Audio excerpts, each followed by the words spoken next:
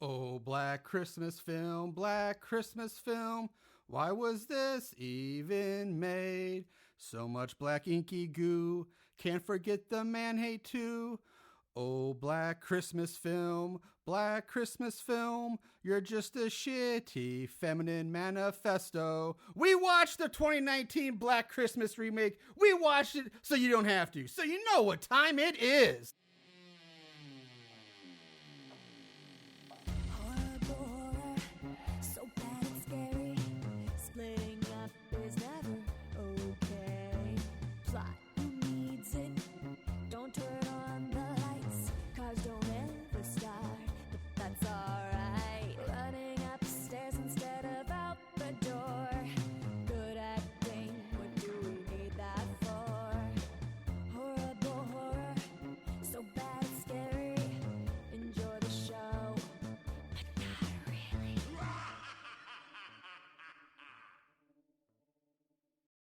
What's up, Moon Goons? Welcome to the Horrible Horror Podcast, the podcast where we watch the worst of the worst in horror movies. Movies so bad they're scary. I'm your host, Mr. Marshall Hampton. With me today, unfortunately, Aaron is not here. He could not make it today. Oh, but you just heard him. In his place, I got one half of the spooks of the Dukes of Spook. I shouldn't even know that. I turned a phrase. But you know him, you love him, Mr. Cincinnati Jeff himself. This is Salsa Von Mommy here. I'm from the Midwest. I'm a white male. And wait till you hear my thoughts on the feminist conspiracy. Yeah, hold on to your hats, guys and girls.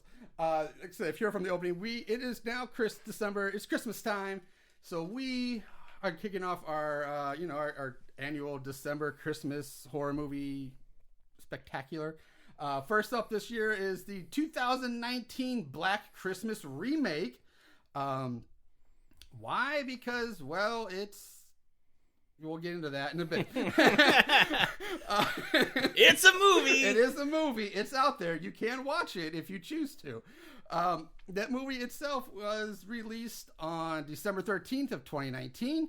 2 years ago today. Holy shit, that's right. Today is the 13th. 2 years ago today. So, Papa Goal, I guess. Written by Sophia Takao. Takao. Takal. I don't know how I pronounce that name. I wish it was Takal, like Method Man. That'd be fun. But Takal. Also written by April Wolf, and Roy Moore gets writing credit because he wrote the original back in 1974, even though this has absolutely nothing to fucking do with that one or even the character. So why? I don't know why he's attached to this, but whatever. I guess he turned to coin the movie Black Christmas, so I guess because he maybe wrote the title. I don't know. It was also directed by Sophia Takao. Sophia Takao has more credits as an actor, 31, including the horror movie VHS, than she does as a director, which is 6, which are all TV shows and movies I've never heard of. So there's a nice red flag right there. April Wolf only has 2 credits as a writer, this and a short called Widower. So again, not hold my breath there on the writing front for this movie. You can find this movie pretty much everywhere right now. It's on HBO Max, Hulu, Amazon, Google Play, YouTube, Apple TV, and Vudu. The only thing I was on Tubi, which I'd be surprised if it's not there, but that's and the other 2 are.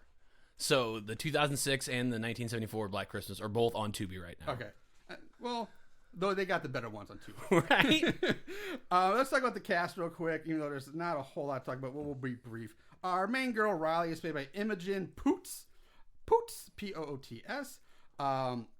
47 credits. She was in the 2011 Fright Night. She was young Valerie in V for Vendetta. And was Tammy in 28 Weeks Later. So there's some horror and connections there. Chris, played by Elise Shannon. 7 credits, including 16 episodes of the TV show Leverage Redemption, 11 episodes of the Charmed reboot on the Reboot TV show, and that's pretty much it.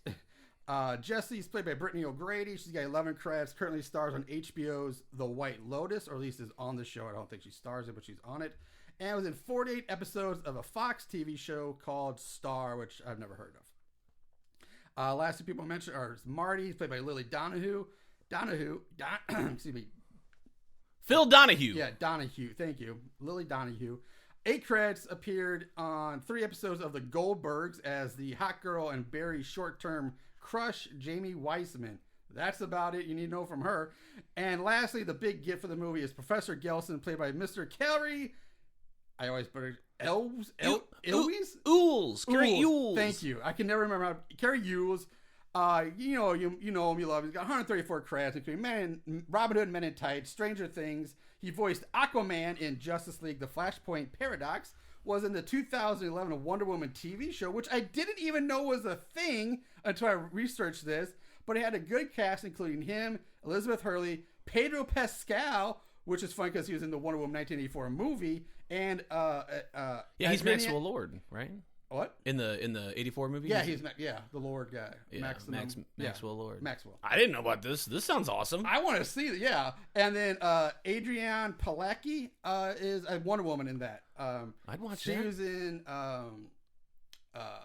the S.H.I.E.L.D. TV show, right. Agents of S.H.I.E.L.D., where she played Mockingbird, and then she was in something else recently. Anyway, she's in the, and then Carey Ewells was also in Kiss the Girls. He was in Bram Stoker's Dracula, and of course everyone knows he's in the first Saw movie and the classic The Princess Bride.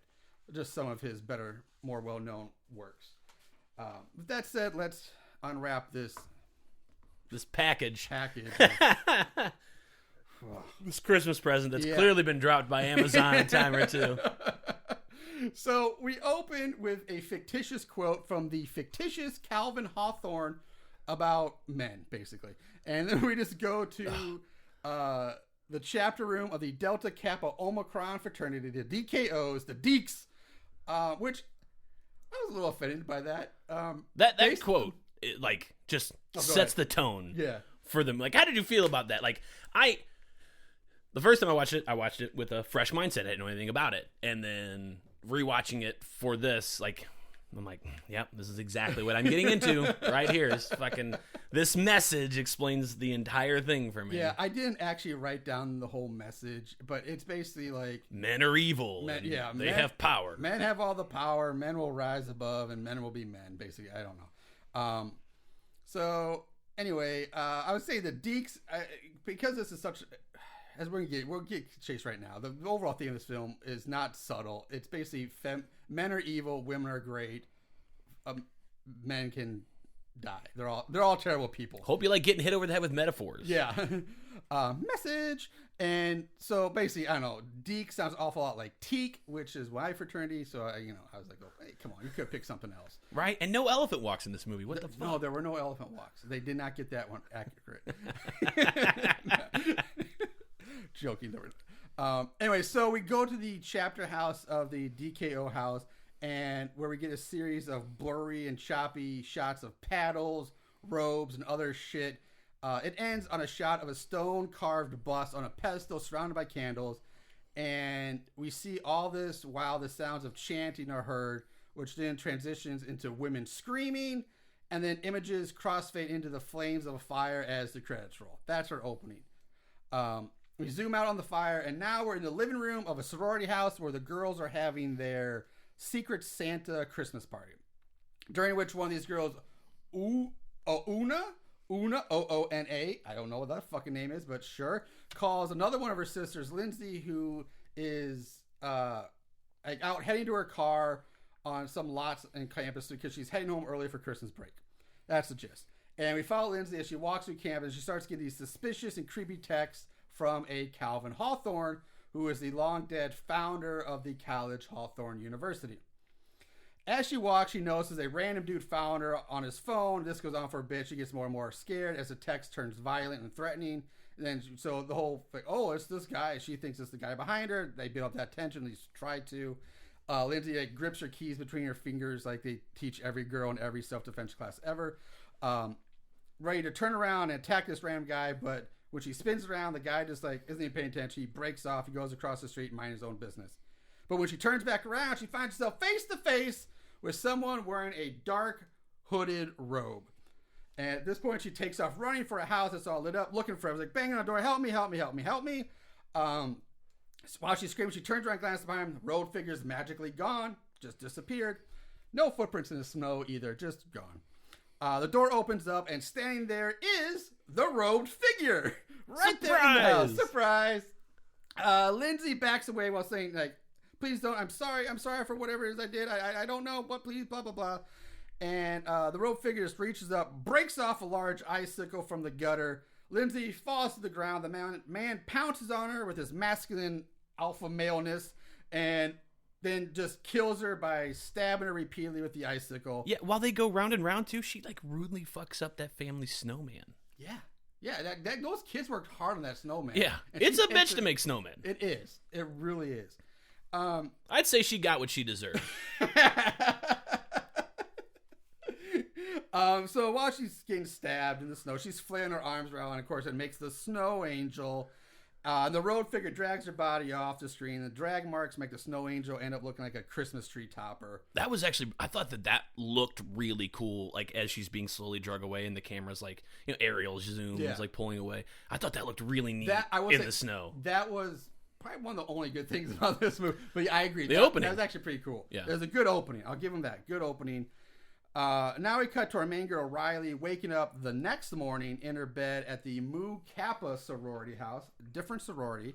In runs Franny, freaking out about her loss of Diva Cup. For those of you who don't know what a Diva Cup is, it's a silicone cup-like device that women use during their periods. It is inserted into the vagina and collects the menstrual fluids. Did you know what this was, or did you have to Google it? I had to Google it. I won't lie, I had to Google that one too. Yeah. I don't like to peek behind the curtain. I don't want to know how it works with all your mysterious lady parts, right? But I was like, is this something made up, like Diva Cup? Is this? I just assumed it was like a term that kids use nowadays. Yeah, or like what stupid shit is this? Or sororities have like all sorts of, like maybe it was like an actual like cup that they get as for a partnership. It's my Diva Cup because we're women, we're divas. I had no idea. So yeah, I looked this one up. And that chick, like, she doesn't even take it to the bathroom. She just like straight puts it on in front of her. Well, she didn't get a cup. She's handed a pad, and she just straight up puts her hand down her pants, slaps it on, and runs out the door. But anyway, there's your educational moment. Well, that's educational moment 1 of 2. We have another one coming up that helps kind of explain some more of this movie, sort of. So anyway, we cut to Riley sitting in her lit class where Professor Gelson lectures and recites some quote about masculinity and some shit that turns out that was written by a woman, not a man, because that was the big why. You think it was written by a man. That was a neat little twist. Yeah. The woman's name is Camille Paglia, who this is actually a real person. Unlike Kevin Hawthorne, I looked her up. So here's some background information on her to kind of give you an idea of where they're going with this and why they even mention her. So she's an American feminist, academic, and social critic.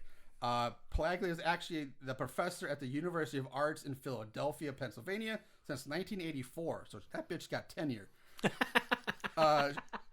She is critical of many aspects of modern culture and is the author of Sexual Personae, Art and Decadence from Nefertiti to Emily Dickinson, and other books. She's also a critic of contemporary American feminism and of post-structuralism. Paglia also identifies as transgender, but is also critical of current transgender discourse. She's reported having radical gender dysphoria since childhood and said that never once in my life have I felt female. She describes herself as transgender, saying that she was donning flamboyant male costumes from early childhood on, but that she is highly skeptical about the current transgender wave, which she thinks has been produced by far more complicated psychological and sociological factors than current gender discourse allows. This goes on, elaborating on her views that she writes, in a democracy, everyone, no matter how nonconformist or eccentric, should be free from harassment and abuse. And at the same time, no one deserves special rights, protections, or privileges on the basis of their eccentricity. So some of her views get her in trouble, and these views actually led to a petition.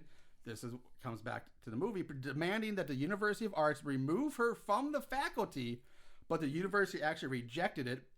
Paglia considered it a publicity stunt and praised the university's eloquent statement affirming academic freedom as a landmark in contemporary education. Now, this shit gets even weirder about here. You want to hear this shit? Yeah, hit me. All right, in 1993, Paglia signed a manifesto supporting NAMBLA. For those of you who don't know what NAMBLA is or have never seen South Park, NAMBLA is like the North American Man-Boy Love Association. They are an advocate group for pedophilia. pedophilia advocacy organization. 1984, Pelaglia supported lowering the legal age of consent to 14. She noted in 1995 an interview with pro-pedophile activist Bill Andretti, I fail to see what is wrong with erotic fondling with any age, she says. In 1997, in the 1997 Salon column, Pelaglia expressed the view that male pedophilia correlates with the heights of a civilization, saying, I have repeatedly protested the lynch mob hysteria that dogs the issue of man-boy love. In Sexual Personae, I argue that male pedophilia is intricately intertwined with the cardinal moments of Western civilization. Pelaglia noted in several interviews as well as Sexual Personae that she supports the legalization of certain forms of child pornography.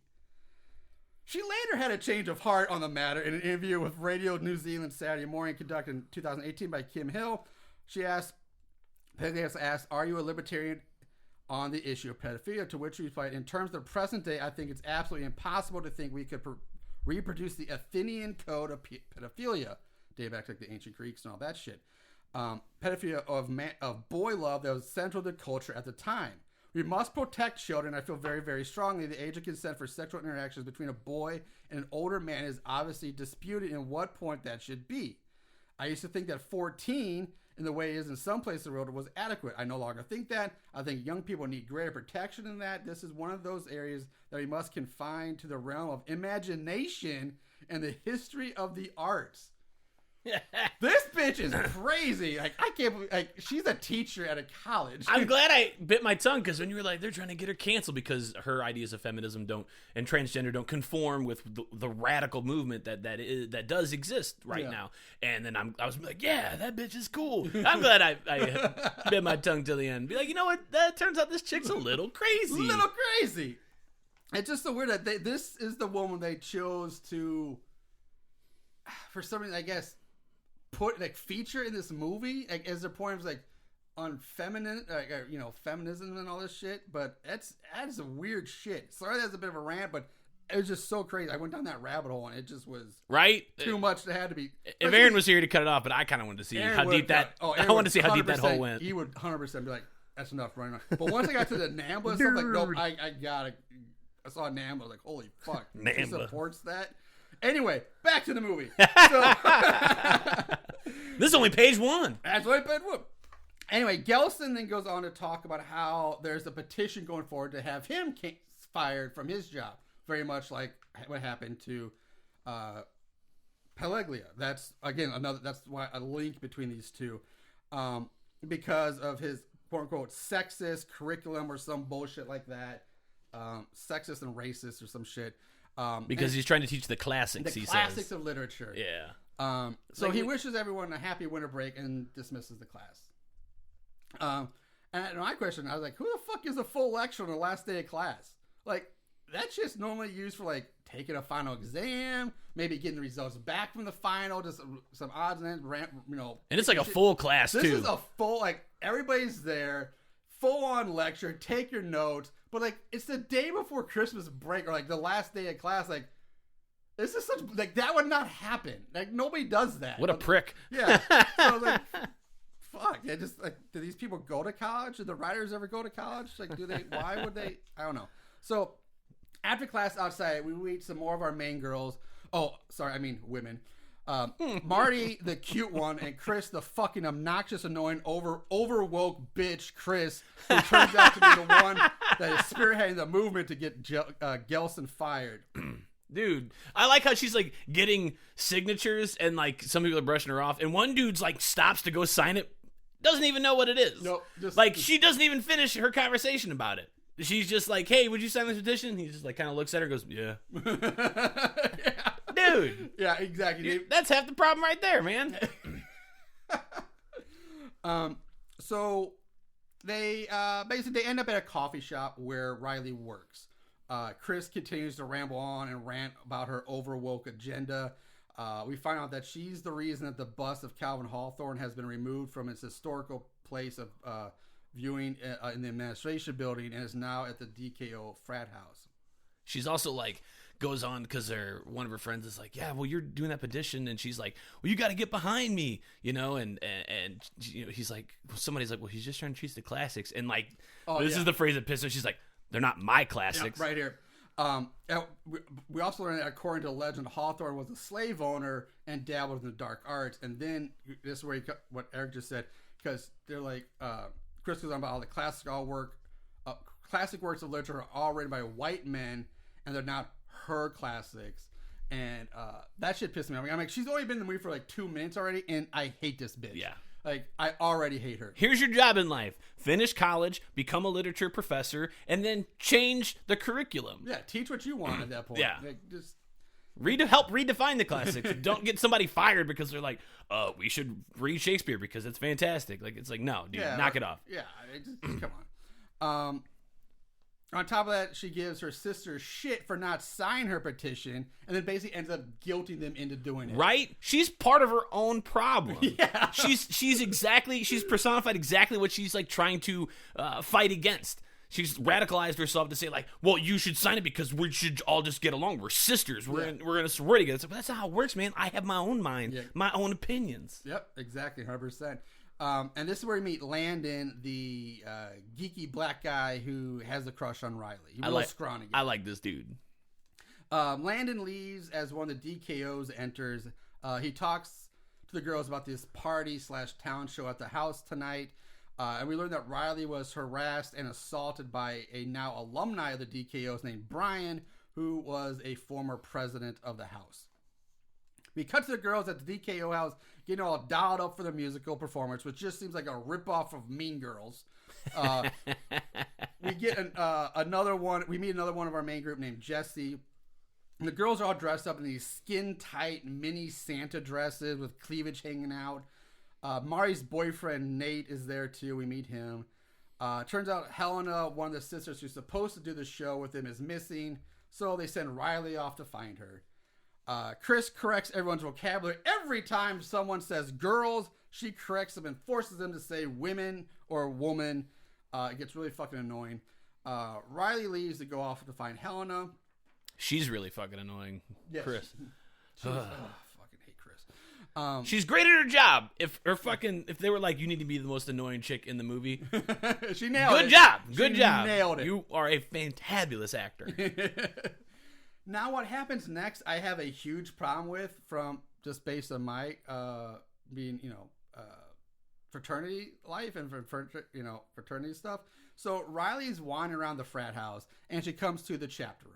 And for those of you who don't know what a chapter room is basically the ritual room / meeting room where the fraternity holds their meetings, their rituals. It's kind of like most of the time it's a private thing. Sometimes it's open up for parties, depending, but all the ritual stuff is put away.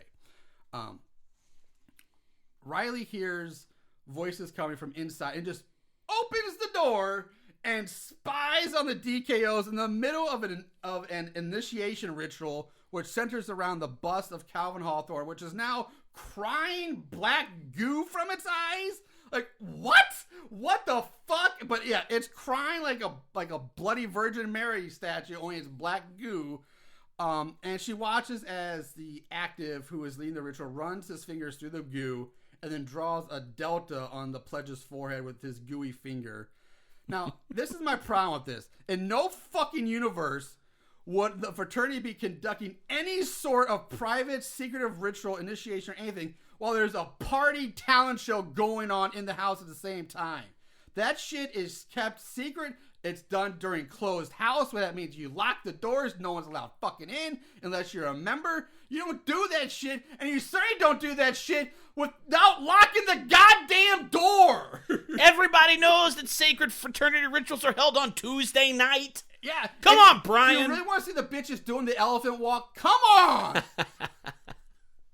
Not the weekend talent show. Which also, by the way, it's like your sisters force you to go to the fraternity house where your assaulter is going to be. Yeah. You assaulted there, and they're like, it's fine, get over it. Yeah, it's like, they are terrible sisters. They're all about sister this and sister that, but they use it for their own agenda. Yeah. They're like, your sister, you have to help us out. We need a person. You have to. Now, like, oh, we're her sisters. we should just leave her at home. She shouldn't even be here for this. We should protect. We shouldn't even be here. Exactly. We should be boycotting this. They even talk about it, that another sorority boycotted it. The one from the opening of the movie with Lindsay and Una. Yeah. I forget. I have their name later, but they actually said we boycotted that show because of this, because of the Delta, the Deeks attitude. But these bitches are like, nope, we're doing this slutty Christmas show. Fuck our sister who was raped here. Yeah, this is a horrible message. Yeah. It goes against everything this movie's trying to say. This is just as bad as people going to protest and being like, I'm just here to protect myself. No, dude, you went to look for trouble. They're looking for trouble. Yeah. Like, this is a bad idea, and you're going to find it, and it's not going to end well for anybody. Nope, and they certainly do find trouble because of it. So Riley closes the door to the chapter room and goes back to looking for Helena, who she finds drunk and making out with some DKO guy, maybe her boyfriend, I don't know. But Helena has to change fire. She's like, no, stop, come on, stop. But he doesn't want to stop, of course, because he's an evil man. So Riley bursts in, interrupting them, and ends up taking Helena out of the room. Helena gets sick, throws up, and then so Riley gets an Uber and sends her home.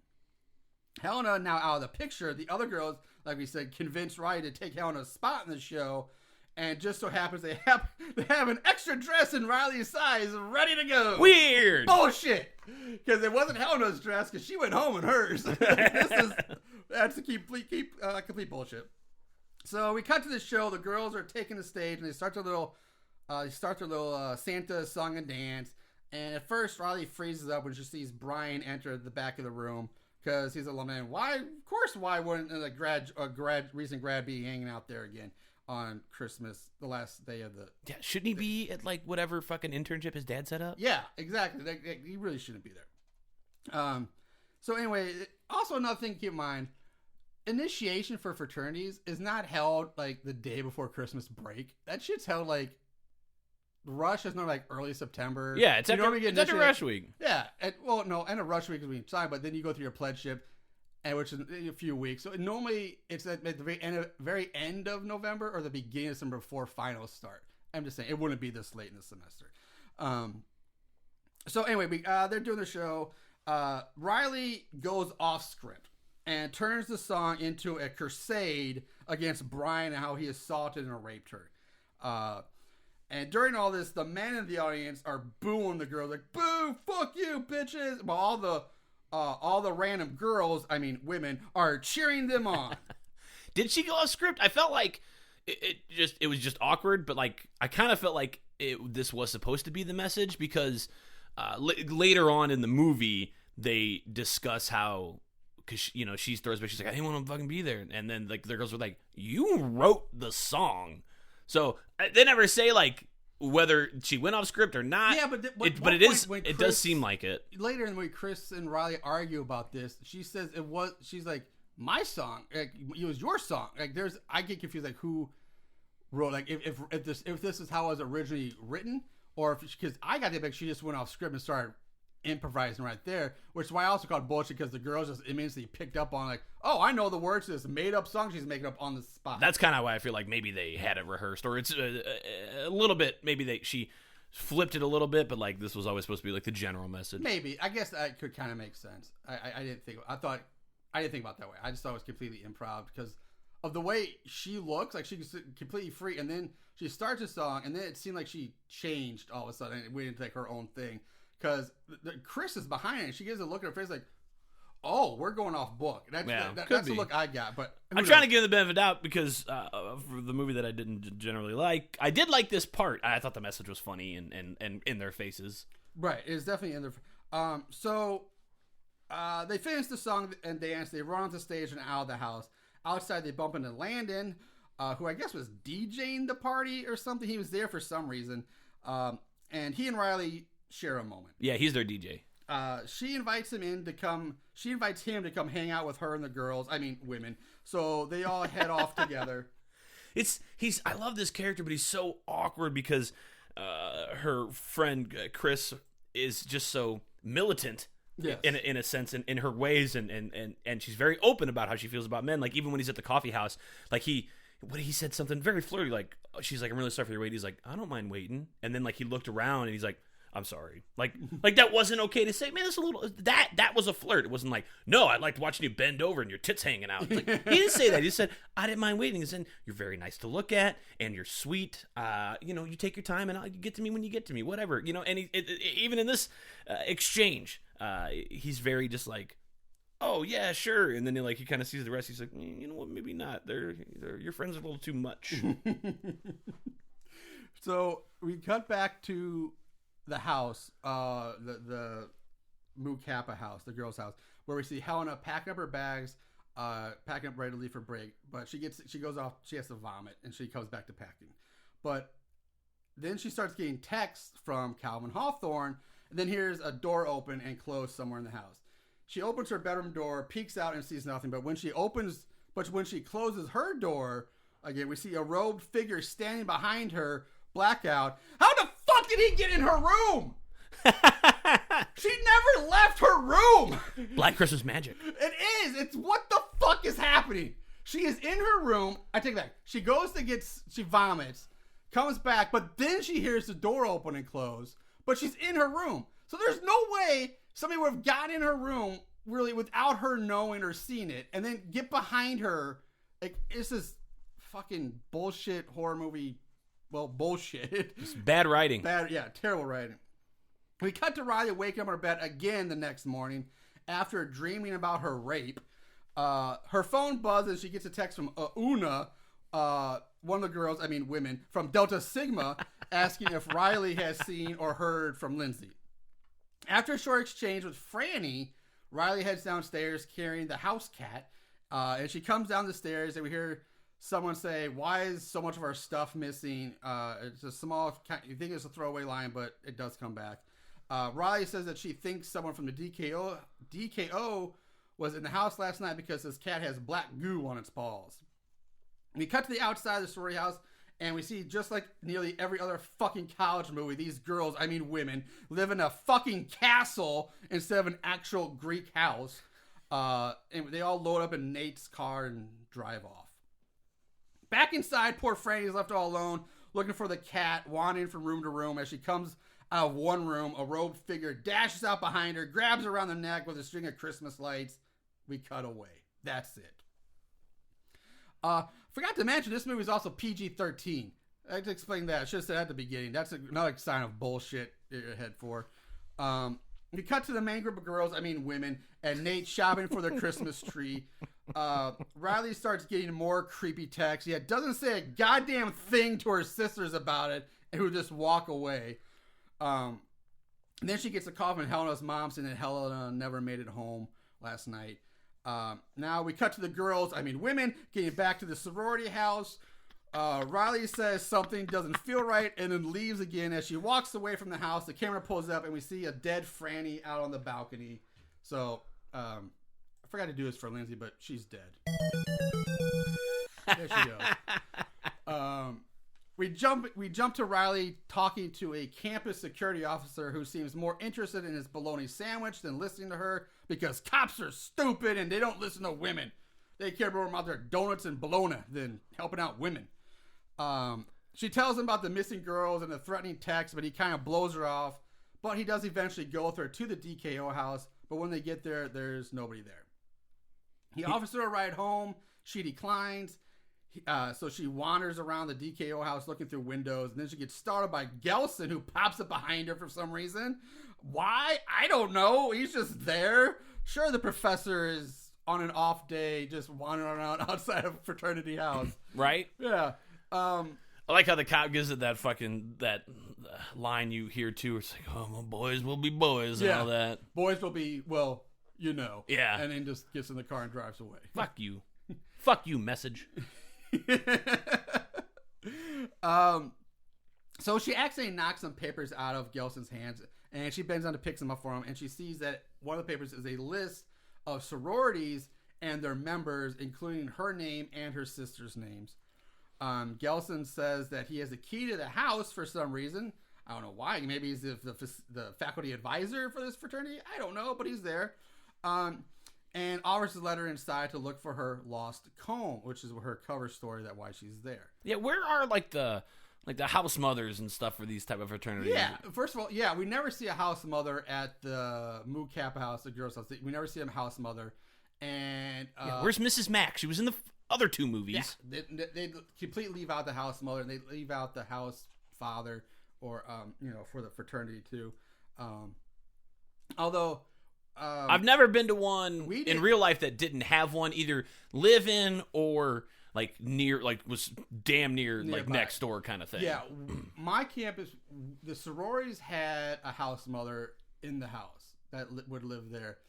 The fraternity, our fraternity, we did not have a live-in like house father or anything like that. We had faculty advisors, and we had an alumni who was really, who also worked for a school, who lived in town. So he was kind of a pseudo house father, but he was not in the house. He lived downtown. My buddy had one. It was like a graduate student, like a student teacher kind of thing. Like, and that's where if they were brothers, they would stay there and sort of thing like that. But that was like their job, right? Like the house father sort of thing. But yeah, they completely got away with the house mother aspect. Another sign that these people don't know what they're talking about when it comes to fraternities and Greek life. Greek life. Where was it? So, lost comb. Gelson asked Riley at this point, Gelson is talking to Riley and asked her to ask Chris to take down the video of their song and dance performance from the other night, because it's very upsetting and kind of disrespectful. And Riley's like, I didn't know she put it up. I didn't know there was a video, blah, blah, blah. He talks some more to her, but something he says upsets Riley, and she leaves. I think it's about the video, because she's upset that it was posted online. He is like a little too involved in their lives in a sense. Like he seems to know a lot about what's going on. He's very in touch with his students. Yeah. We cut back to the MK house. We cut to the MK house girls. I mean, women are hanging out in the kitchen talking. Riley storms in, pissed at Chris for posting the video. They get into an argument over her extreme feminist equality crusading attitude. Riley tells her that Gelson wants the video pulled, and she thinks he's just pissed off at the petition, which, yeah, bitch, he should be. But I mean, you're trying to get his ass fired. Of course he's going to be mad. Because he's just teaching books. Yeah, but she doubles down on this, saying it's not over. This shit's just getting started. Because how dare a man try to oppress her and make her take down a video off YouTube? Can I get that list of fucking books they're studying? Is one of them Mein Kampf? Yeah. Like, fucking for real. At this point, Riley yells back at her saying, hey, everyone's not like you. Not everybody wants to be you. And so at this point, everyone starts arguing. Poor Nate gets pulled into this, who gets pissed off when he gets lumped into the all men are evil, sexist, rapist vibe that's going on. I like his response. Yeah. I feel very strongly with Nate. Yeah, I'm coming up with, Nate's got a good one. Jessie doesn't like the arguing, so she leaves and heads up to the attic to look for Christmas lights. After going through several burnt out lights, Jessie grabs one more string. She's like, oh, let's try this last one to see. She plugs in, and this time they light up. The lights light up the darkened area next to her that we can't see. I love it when she goes to herself. She's like, do Christmas lights go bad? Yeah, expire or something like that. That was kind of funny. So the lights light up this darkened area in the screen, and something there scares her. It's so fast, I can't really make out what the fuck it is. If it's a dead body, if it's the killer's face, what? It's just something's there. She screams and it cuts away. Now we go back to Nate, and this is where Nate finally snaps at these bitches because they're arguing about the video, and then Nate's like, well, what do you expect was going to happen? Of course you're going to piss them off with that stunt. This is a bunch of guys. All right, I might have messed up my notes here. And what if like a bunch of guys got up and sang a song about women being bimbos and flashing their tits? You all would be pissed off too. So he's basically saying, yeah, you fucked up. And what do you expect was going to happen? And if the shoe was on the other foot, you'd be mad.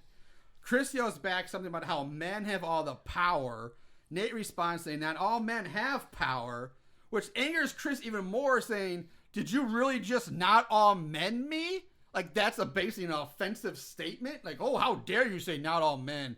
More argument ensues, leading the girls. They end up kicking Nate, the evil man, out of the house because how dare he have an opinion other than theirs? So that's what happened. Yeah, that was a tough scene there. Hard to swallow for sure.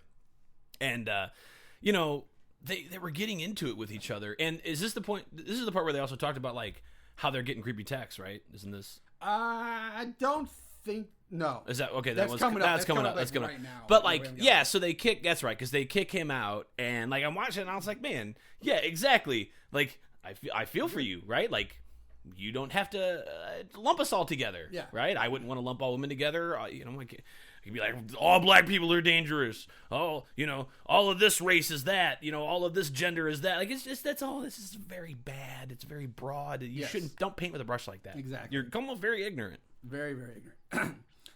So as soon as they slam the door on Nate, Riley's phone starts buzzing, and she gets a text saying, "I will bring you to your knees." And one by one, all the girls, women, start getting threatening texts. Then from out of fucking nowhere, an arrow flies out, shatters the lamp. Wait, hold on. Right before this happens, because they are going on about the video, and like Riley's like, I'm getting these. She's like, Helena's missing, or whatever the one gal is, and then I'm getting all these threatening messages, and like the other girl goes, wait, you're getting threatening messages? And then the third girl's like, yeah, me too. Nobody stops, and it's like, wait a minute, so-and-so is missing? It's just all about what's fucking happening right there in the moment about them and them alone. Yep. That pissed me off. I didn't even think about that, but you're right. I can't, but yeah, again, these bitches just don't care about anybody other than themselves. They act like they do, but yeah, sisterhood. We've had Lindsay already. Riley knows Lindsay's missing. She tried to report her missing. She needs one girl's missing already. Now Helena, their own sister's gone missing. They don't give a beat on that. We're like, well, fuck it. And they even bring it up, and then they just don't even stop. They're just like, whatever, she's missing. But I'm getting threatening messages, so fuck Helena. So anyway, the arrow comes flying out of nowhere, shatters a lamp. A robed figure comes out from behind the corner. The girls, women, run. He fires another arrow. This one clips Marty in the ankle or the calf or somewhere. It clips her. The three of them hide in an upstairs closet while the attacker goes around picking up all the dropped cell phones. Chris tells Riley that they need a phone so they can call the cops, then call the other girls to warn them, which I found fucking hilarious because all movie long, Chris corrects everyone who uses the word girl, but now she's using the G word. What kind of fucking double standard bullshit is that? With a hard G, too. Seriously, is girls like the feminist version of the N-word? Like, I don't want to, get, hate, but seriously, they act like it's the most offensive thing. Say, what up, girl? Like, women! Woman! Not girl! Like, it's so, I don't know, it's really annoying. But then I found it hilarious that in this one scene, she says, we have to call the other girls. When everybody else is using that word, she yells Keep them away from the house. Yeah. It's like, well, what are you going to say? We're under attack. Do not come here. A bunch of 20-somethings? Gonna head straight there. Because fucking 20-year-olds are dumb. They think they're invincible. Yeah, at that age, nothing bad can happen to you. Riley leaves the closet while the killer starts turning off the lights in the house. Riley arms herself with a broken broomstick, I think, and starts sneaking around the dark house. Kristen leaves the closet to go look for Jesse, who's, somewhere in the house. Next is still a shots of them just creeping around the house, trying to build up tension. Sneak. Chris finds Jesse dead, wrapped in Christmas lights up in the attic. So there's Jessie. She's dead now too. Meanwhile, Nate has come back to apologize to Marty, and Riley's trying to keep him, keep your voice down, shh. And it's she's trying to fill him in about someone's here attacking us, blah blah blah. Nate's balls drop at this point. He's he just grabs a fucking hatchet for some reason that is sitting next to a tree. He's like, no one treats my women threatens my women. Yeah. And he's like, he shouts "There's a man!" And he's like, "I'm a man!" And then wham! Fucking arrow to the chest from out of nowhere. He's dead. And what's with all these fucking bow and arrows, man? Yeah. What is that? When is this in? I don't get. What? Yeah, who has a bow and arrow just lying around? The girls have it? Did the killer bring it with him? Of all things to bring, Why are they walking around with a bow and arrow? Giant, unwieldy fucking bow. Okay, cool. So under that mask, we got Hawkeye. Yeah, apparently he's a big Hawkeye fan. Or Green Arrow, I right, guess, yeah. But you're not going to sneak around with that thing in your quiver, right? Those things are not quiet. I've been deer hunting. It's not a silent he fucking doesn't even option. have a quiver, so I don't even know where he's keeping the arrows. It's just a bow. He's got, they're inside the Diva Cup. He actually took it. And he's stretching them out. Stretched out that Diva Cup in the quiver. So Nate's dead. The killer, who we see is also wearing a mask now. We finally see that under the hood he's wearing a mask. Now attacks Riley. He like pins her up against the wall, slices both of her cheeks with like this small knife he has, and then kisses her because they're underneath the mistletoe. She breaks free. They struggle some more, rolling around on the floor, struggling against each other. Riley gets the upper hand, or gets her hands on her keys, and then kills the masked attacker by stabbing him up underneath the chin with her keys. He's now dead. In runs Chris with Marty, who helped Riley up. They all hug. Oh, we're all safe, yay! Riley kneels down to take off the attacker's mask, but before she can, another robed masked man appears in the doorway. The girls, women, flee the front door, but right before they can get to it, another masked robed figure steps in front of it. So now they're fucking multiplying like they're Jamie fucking Maddox or something. Like, just, Jesus, they're appearing out of everywhere. So around the corner comes Billy, then there's Stu, and you're like, oh my God, there's two of them. Marty, who grabbed the hatchet that Nate dropped. Yes, a good weapon, not a bow and fucking arrow. Or keys. Yeah. Yeah, they're in the kitchen, and she armed herself with some keys. She steps up to the man, telling him to just leave now, that they called the cops, but he can save himself if he leaves now. Like, just get out of here, go. While she's saying that, she slowly is taking steps towards him, raising the hatchet above her head, not being subtle at all. Like, just raise the hatchet up, ready to swing at this new killer. But the killer easily just grabs her wrist mid-swing, then gives Marty a solid back fist to the face while yanking the hatchet out of her hand in the same motion. Then hits Marty in the stomach with the hatchet, dropping her, and the other two take off running. The killer goes after them. But still alive, Marty grabs onto the killer's leg. The killer just kicks Marty, just kicks her, freeing himself from her grip, and he goes after the other two. Chris and Riley hide behind the kitchen island as the killer leaves Marty to go look for them. Meanwhile, Marty's able to reach a dropped cell phone and calls campus security. Chris creeps out from her hiding spot, but real shortly after just gets grabbed by the killer, who slams her around a bit, beating her ass, and I was 100% okay with this. I was hoping he was going to kill her, but she gets saved by Riley, who stabs the killer in the back with like a large barbecue fork or serving fork or something. Then Chris kills the killer by stabbing him in the top of his head with a knife. So he's now dead. The security guard kicks open the front door, yelling out, "Freeze!" Right as the women from the other sorority. Yeah, this was a cool twist here. Kill another robed attacker.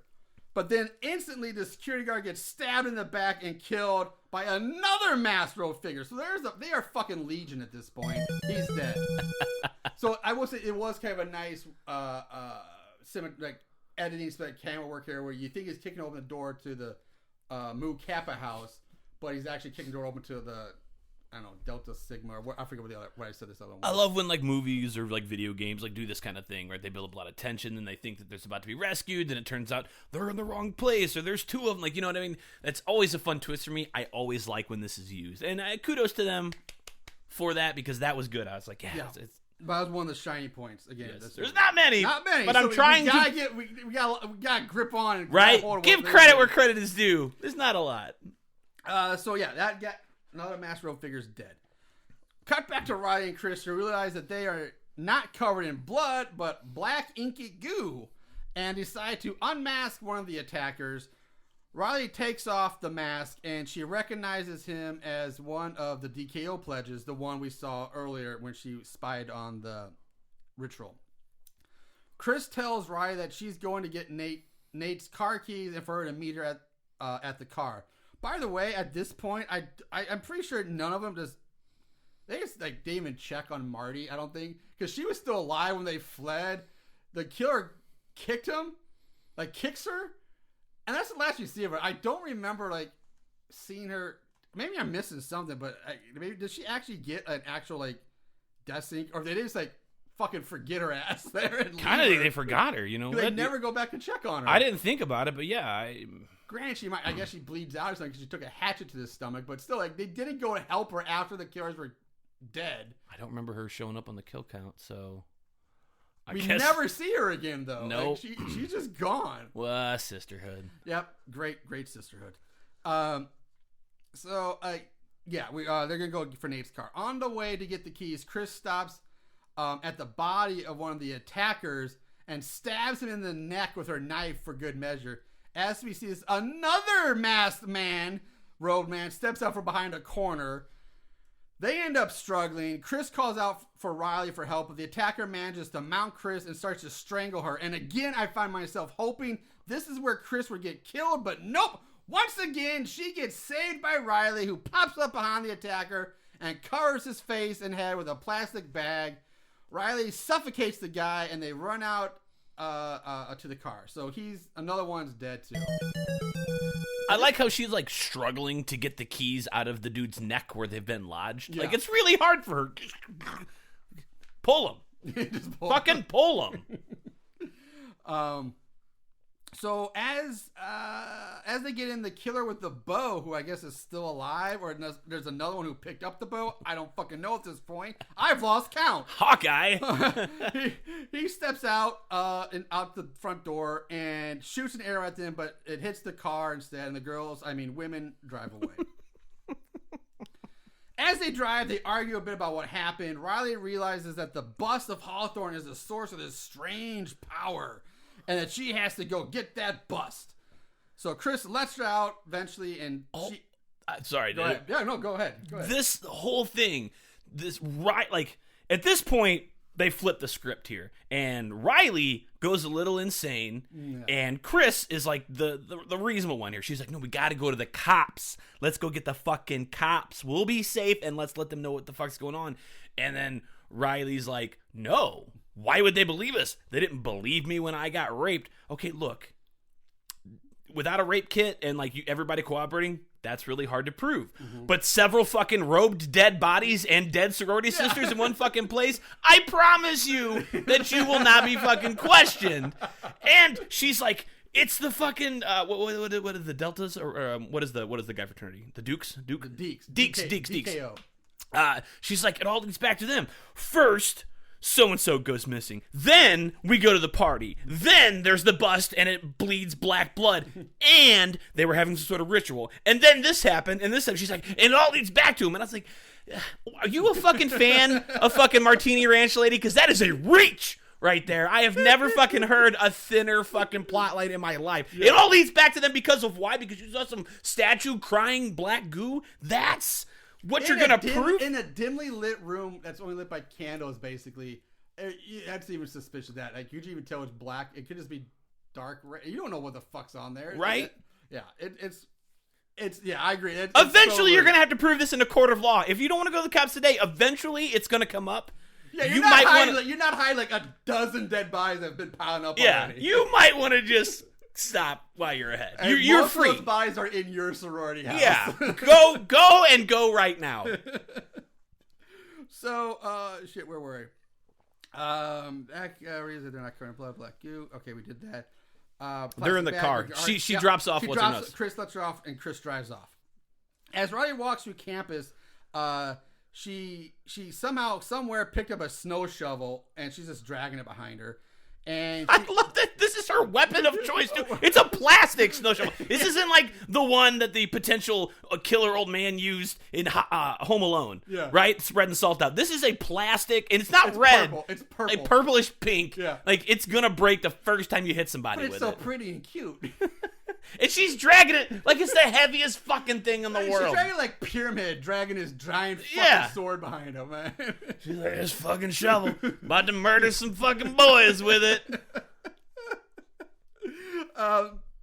So, and as she's walking, she just happens to cross paths with Landon, who was on his way to Riley's sorority house for their dinner she invited him to.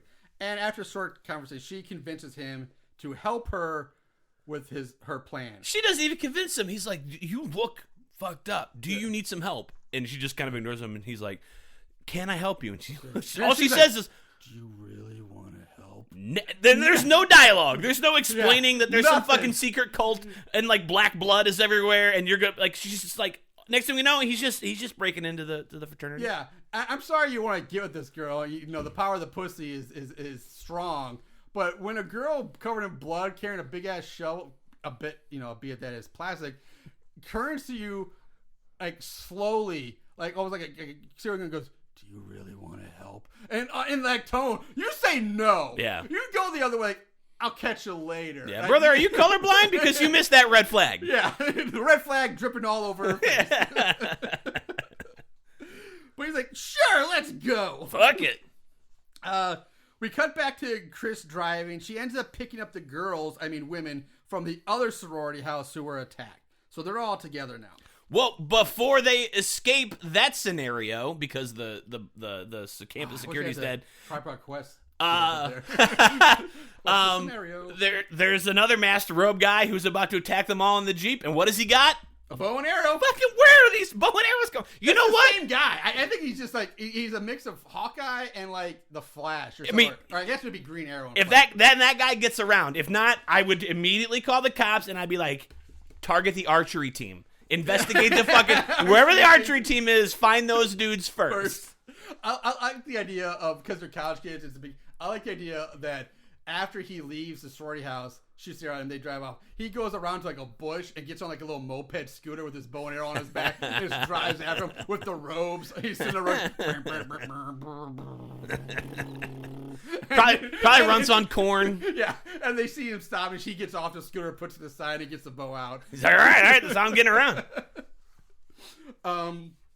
So they're all the girls, women are in the car now.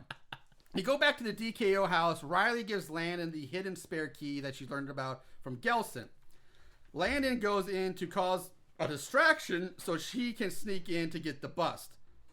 Excuse me. But Landon pretty much instantly gets caught. He makes his distraction. He goes in, he's like, hey, you fuckers! You all suck! Fuck you! You broke my mixing board! Yeah, fuck you, douchebags! No more DJ and other talent shows. Well, that worked because he instantly gets like surrounded by all the DKOs that are in the house. We hear this high-pitched whistling noise is heard, and Landon grabs his head in pain. The president of the DKOs says, "Got a headache, bro?" I love you throwing bro at this too. That's just the founder drawing out your true alpha. Your alpha. Ah, fuck. Meanwhile, Riley makes it to the chapter room and has the bust in her sights, but then she hears a woman, calling for help. She follows the voice to a room and finds Helena tied up.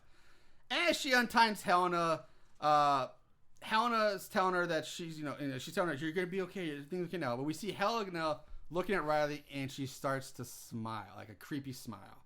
And then Riley gets knocked unconscious from behind. Yeah, that's on her, right? You had the end in sight, practically in your hands, and then you walked away for it to potentially save a life.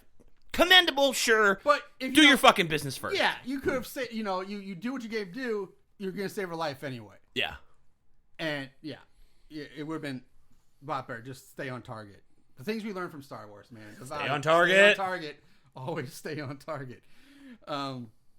Riley wakes up tied to a chair in the chapter room. As she wakes up, we see the president of the DKO drawing a delta on Landon's forehead with the black goo and then placing a hooded robe over his shoulders. So, oh no, they got Landon. He's turned into one of them. One of us. One of us.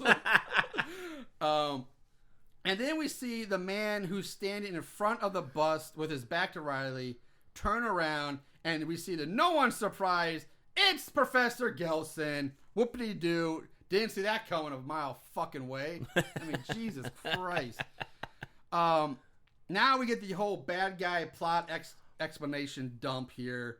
And he talks about how toward the end of his life, towards the end of Hawthorne's life, Hawthorne foresaw the threat posed by women, so he took precautions in case they strayed too far out of line, because them rascally women be getting out of line. We got to put them back in their place. And as a master of the dark arts, he left instructions on how to create an army of young men to take back their power. Riley calls them all insane. Gelson says, "No, not insane, Miss Stone, just men." This also in no way justifies the petition to get him fired, because they did not know that he was a murderous piece of shit. No. I don't think, he probably wasn't until this. Like, I think it was them that the petition it's fucking their fault. Lit the fire. It lit the fire, man. So right, don't kill Jason's mom, and then he's not going to fucking be a vengeful prick. Exactly. Come on. So he says, "Not insane, Miss Stone, just men. Tired of seeing ourselves falsely accused, our livelihoods threatened, marginalized and belittled, reduced to spectators in our own lives." Gelson continues to say that upon graduation, their army will venture into courtrooms, boardrooms, and the halls of Congress to set the world right. He explains that the simple hazing ritual, where they read an inscription from the bust and marking them, allows the spirit of Hawthorne to possess them with supernatural strength and drive. What the fuck? And all they had to do was name the women who had stepped out of line, and the boys would take care of the rest. That's our explanation. What? That is some fucking thin plot, my friend. Yeah, real thin.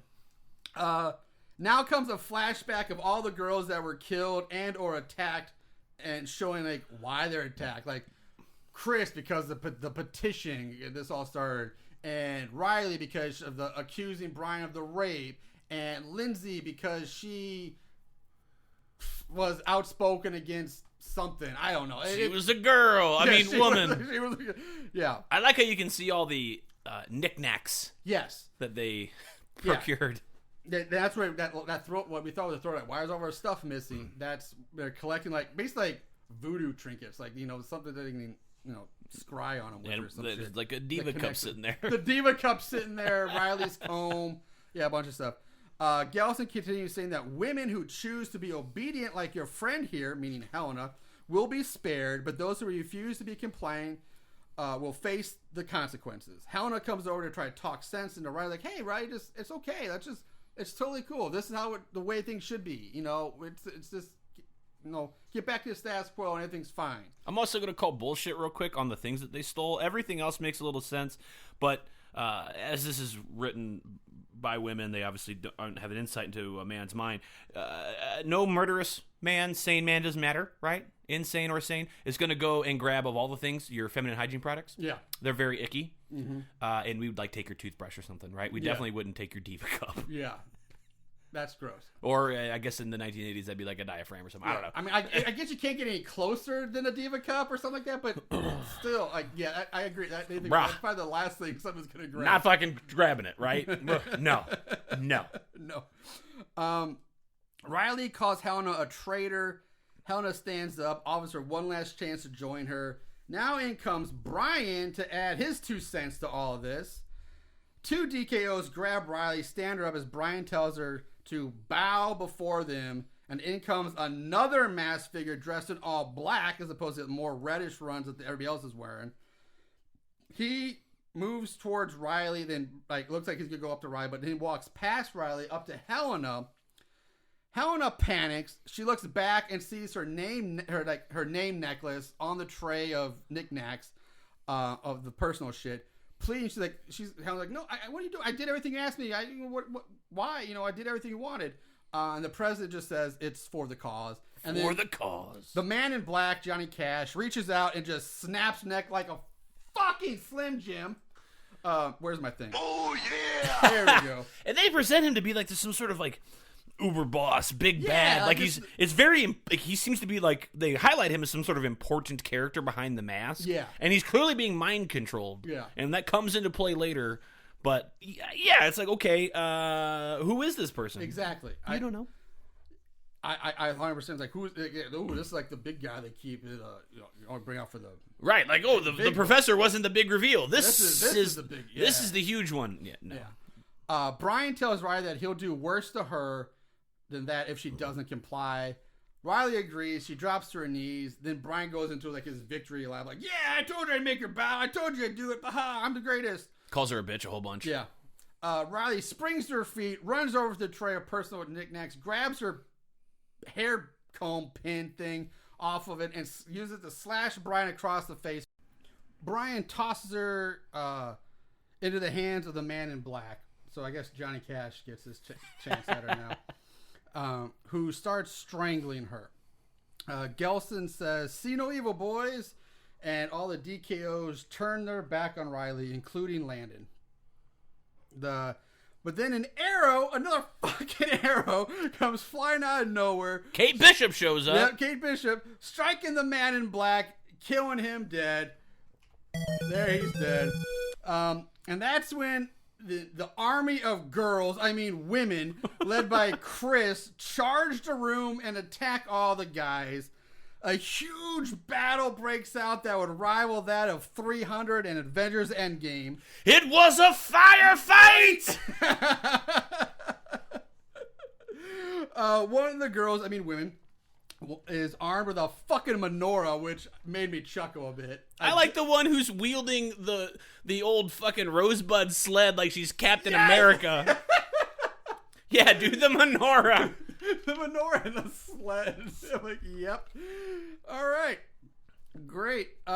Riley charges Brian, who at this point just ends up giving her the old rock bottom. It doesn't matter what your... She doesn't matter. And he easily just mounts her with his alpha energy. But she uses the power of her pent-up feminist rage to flip him off of her and then slams his head against the stair. Riley charges for the bus, raises it above her head, which she struggles a little bit, but I don't know. I don't think she had that much time to be able to raise that. That thing looks fucking heavy. It's solid stone. And apparently not, because... Yeah, okay, apparently not. When they smash it. Yeah, she rises above her. Gelson pleads with her not to break it, saying that women is inextricably tied to men. Break us and you break yourselves. Riley says, "We will never be broken," and smashes the bus onto the floor. Which is clearly hollow. Hollow, yeah. It reminds me of Last Crusade where Daddy Jones is like, "See, it's fake. You can tell by the cross." And he's like, "This thing is like, 200 years old?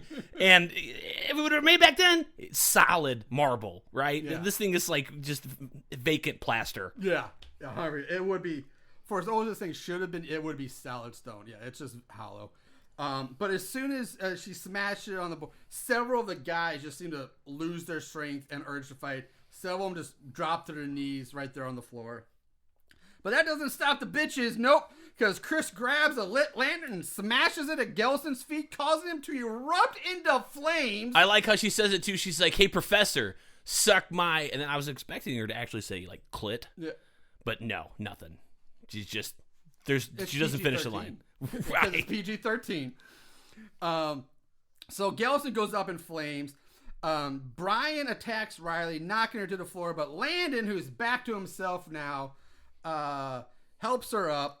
Brian attacks Landon. The two of them fight as the room catches on fire. All the girls, women, flee the burning chapter room along with Landon, who they allow to come with them.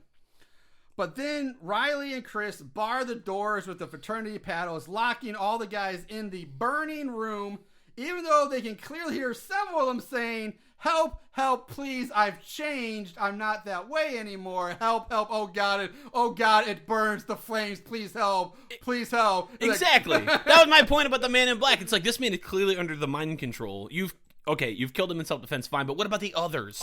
Yes, I have a big problem with that. So all the girls, women, and Landon run off now, burning DKO house. They flee the house and they stand there in the yard, look back, and watch the house burn with all the DKOs locked inside.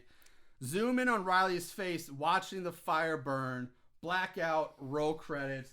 That's the fucking movie. This is why I only ever fuck around with the lambdas and Omega Moos. There you go. Revenge of the Nerds. Yep. So, yeah, I got quite the problem with that ending, because clearly, Riley knew what was up. Like, she's like, oh, this black goo is what's controlling it. It's the source of power. It's not the guys' fault. They're under mind control. Yeah, it turns out she was right in her rant. Right. But she saves Landon, who's like, oh, look, I'm not attacking you. I'm not, but yeah, Landon, come with us. But every other guy who is clearly in the same boat, like, it's not us. That wasn't really our fault. They're like, fuck you, burn to death, assholes. They straight up murder like 20 guys who really are innocent. Well, Marshall, it's for the cause. It's for the cause. Sisterhood. It's like, what the fuck? Okay, Gelston, sure, yeah, he's the bad guy, fine. Brian, sure, he's supposedly a rapist, but is he? We don't really know. There's no proof. But they murder everybody who is clearly was not of the state of mind, like proper state of mind. Wouldn't be their fault, and they murder all of them because men are evil, I guess. And except Landon, he's okay. Like it's stupid. Like, it's the dumbest ending. It makes zero fucking sense. So, all right, let's just fuck it. Let's move on to. I'm sorry. We have favorite kill first. Don't act like you didn't love it. Favorite kill. All right, so I don't even know what here. It's a PG-13 fucking movie. You barely even see any kills. So Eric, what do you got this week, man? What are you coming with? So I would say honestly, the first one that kind of set up the movie there with the icicle kill, that was fun. It's a little reminiscent of some of the kills that you've seen in the older Black Christmas movies. So I liked that a lot, and then I liked the whole dragging that body away. Looked really cool. So I'd say that's probably my favorite one. The rest are pretty lame and very quick. I'm going to 100% agree with you on this as well. They all sucked because, again, it's fucking PG-13. It's almost like one of those old... They're forgettable, too. Old 80s where all the kills were cutaway kills. You never see any of them. Yeah, except for this one. Again, it's got to be Lindsay, the very first one, because it's the only one that stands out. It's got atmosphere to it. There's some tension and terror to it. You actually kind of see the kill. It sets the mood. It makes you think it's going to be a good movie. You're like, okay, this is going to be that bad. And then they do the cool visual camera trick at the end of it. So it's got to be Lindsay, which is sad when the first movie is the best kill and it's just all downhill from there. But there it is. That's just the way it is. So let's move on to odds and ends. Just when you thought it was over, here comes the odds and ends. Ratings. IMDb gives it a 3.4 out of 10. Rotten Tomatoes gives it a 39% on the old thermometer, with a 31% audience score. And Amazon, being Amazon, gives it a 3.9, almost 4 out of 5. Plot keywords, there were 73. A lot of them, your basic Christmas stuff, so we're skip over. But there were some weird ones. Superpower. Okay. Barista, because of course. Right. Diva Cup made it as I was just going to say, I really hope Diva Cup is Diva one. Cup is the power. It was in their plot keyword. Grindhouse film, which this is not a grindhouse film. Not in the least. Not at all. So get that shit out of here. F-rated. I don't know what that fucking means. Unless it means fail, fucking, or... Fart, or just fail. Maybe that, yeah. And then I wish Aaron was here for it, but just for Aaron's sake, Psychotronic film made the cut again this week. I don't understand how so many movies are considered psychotronic or what that even fully means. I know we looked it up once, but I don't remember what the fuck what it actually said. So let's move on to trivia. There's a decent amount I picked up. I'll try to blow through this pretty quickly so we move on to the bigger stuff. Universal Studios Blumhouse received a lot of backlash after the first trailer was released for the film due to how amount of spoilers that were in the trailer. A lot of people were pissed off about that. This is the first Black Christmas film to be rated PG-13. The other two were rated R.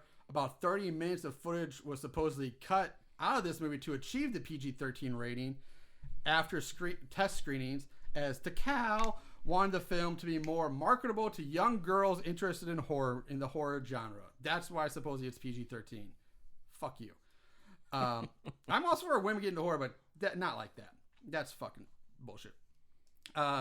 This is the first quote-unquote Black Christmas film to not feature Andrea Martin. The film had a short and rushed production schedule being completed in only about 5 months. This all includes pre-production, post-production, and production.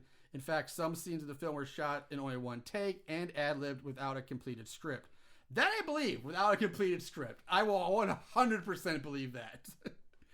The address of the sorority house, not the big one, but the, I don't know, Delta Sigma, Mu Sigma, the smaller one, is 1974 Elm Road, both a reference to the year the original film came out and a reference to Nightmare on Elm Street, which John Saxon was in both of those.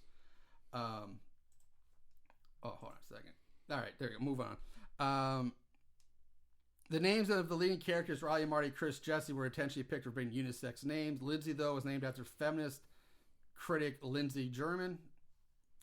Director Sophia Takao said that in an interview she wanted to explore the same premise as the 1974 original, but with a Me Too style twist and a celebration of the bonds of sisterhood. Between that and the PG-13 rating, horror audiences avoided the film. Reviews were scathing and it didn't do anywhere near as well as the studio hoped. Well, no shit. I couldn't imagine that.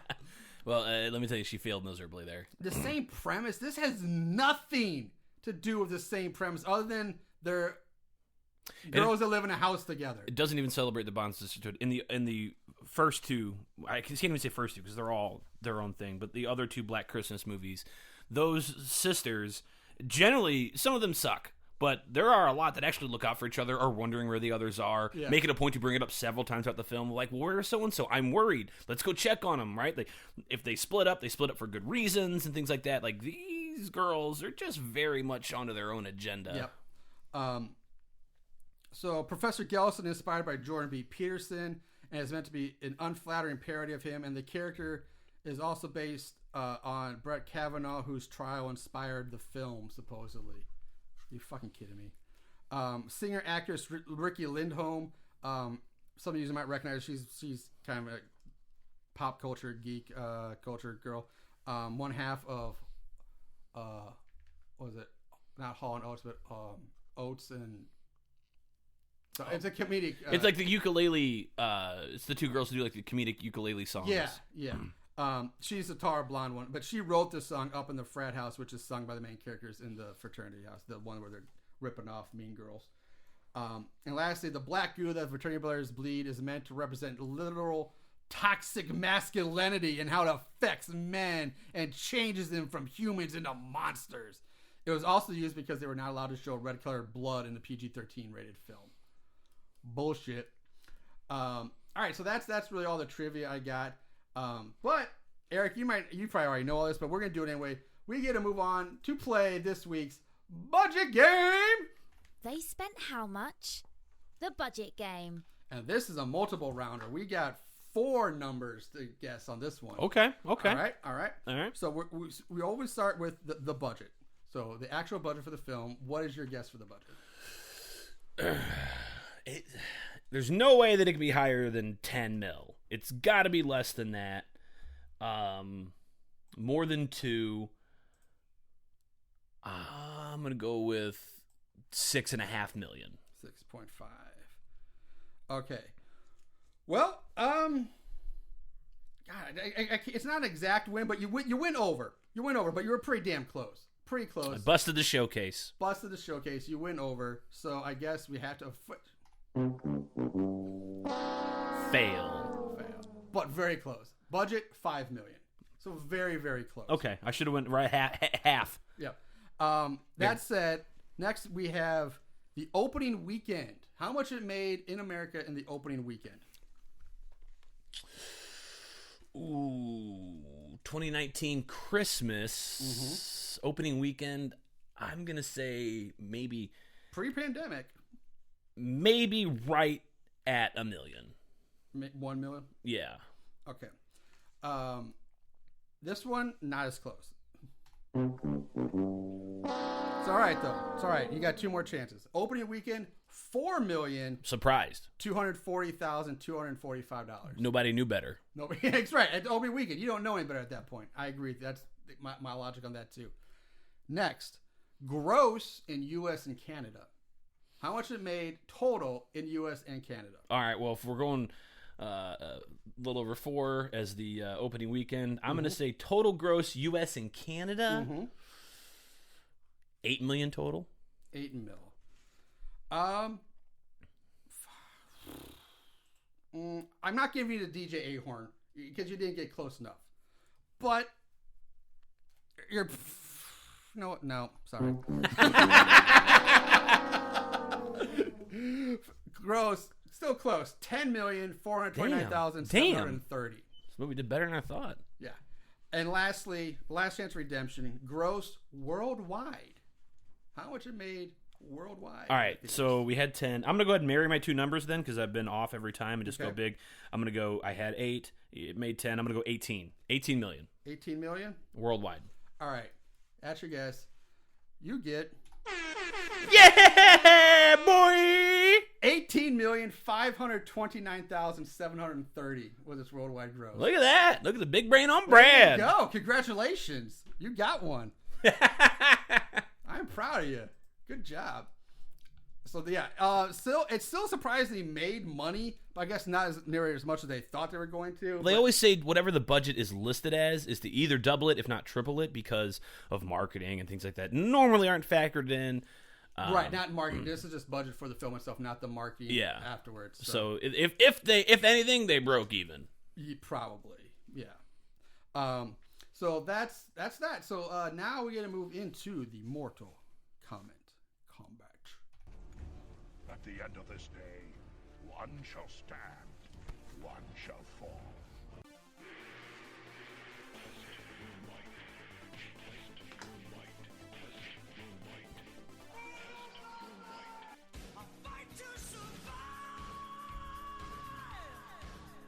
Good versus bad. Right versus wrong. Light versus dark. In the end, when the dust settles, who will be left standing after Mortal Kombat combat? Kumite. All right, Mortal Kombat combat. Here we go. This is probably this may be the longest part of the episode. So there were 1,762 total reviews on Amazon. Not surprised there. A lot of people got a lot to say. Here's where you might be surprised. 52% are 5-star reviews. No, it's made up numbers. 11% are 1 star.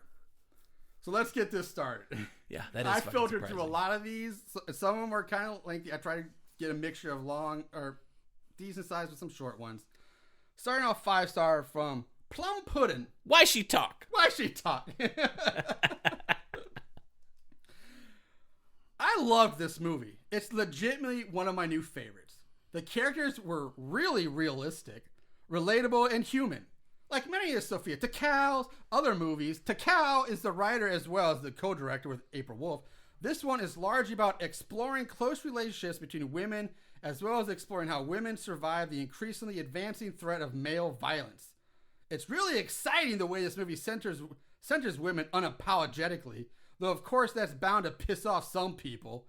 The movie kept real tension with me, which isn't easy with how many horror movies I've watched over the last couple of weeks. Not lifetime, years. Weeks. Because of the amazing work the cast and crew did making these characters and this world come to life. Because it's such an in-depth world they're in. She did hit the nail on the head. These are very human characters because they are fucking selfish human beings. That's for sure. That's true. The kills had the callbacks you expect, but it was at least done tastefully so that people who haven't seen the first movie wouldn't be confused or disappointed with those kills anyway. I thought this reboot was really fresh take on the original that was unafraid to have a take and stand behind it. You'll have a great time if you like the idea of taking down statues of Confederates, slave owners, and or genocidal colonists. 5 stars. Did she say, so you didn't have to be confused if you hadn't seen the first movie? Something like that, yeah. This has nothing to do with it. Nothing to do. Nothing. All right. Moving on to Ithaca Red. You'll start seeing a theme to these reviews, I believe. I don't know how many horror fan could dislike this movie unless they are an incel, N-I-C-L, a rapist, or a trad wife, T-R-A-D wife. I don't even know what that fucking means. I don't think I'm any of those. Yeah.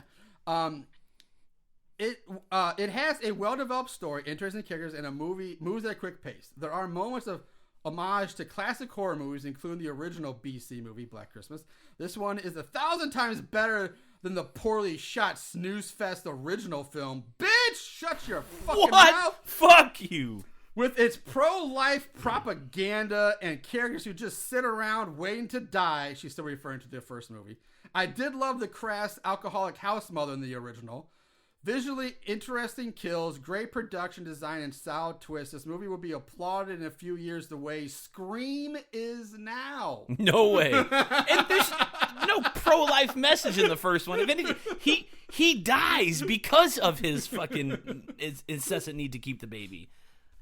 Yeah. She compares this to Scream? Are you fucking kidding me? No. Oh. We've not watched the same movies, apparently. Ithaca Red. And poorly shot snooze fest. That first movie has some. We're going to talk more about the other remakes after this is all done. For a little bit. But man, that first movie has some amazing shots in it. There's one that still sticks out in my head. I'll get to that later. From Caitlin Norton. Was there a heavy feminist plot? Yeah, but it didn't feel forced and flowed quite nicely the entire time. As a film buff, I also enjoyed all the subtlety to the movie. There's no subtlety in this movie. This fucking movie is the opposite of subtle. Black goo being literal toxic masculinity, a girl being stabbed with an icicle, a metaphor for rape, and even the shade being thrown on Mean Girls with that dance. Fantastic. 5 stars. So I never knew icicles were a metaphor for rape. I guess Mother Nature should apologize for the phallic phallic shape of the icicle that it forms naturally. Also, all caves, and stalactites, and stalagmites should also apologize. Cancel them. From here on out, icicles and stalagmites are fucking canceled. Canceled. Get on there, woke people. Cancel that shit. But no, I'm just gonna let it go. Fuck it. And E of the Stars writes, I don't agree with all the bad reviews. I like this movie a lot. It takes a while to get into it. I like the cast. The rapport reminded me of The Craft for some reason. It's a girl little horror thriller. I may buy it because I like to rewatch my favorites. 5 stars. So you haven't even bought the film. But I guess you're the only person in the world who likes to rewatch their favorite movies. You don't fucking say what so. A novel concept.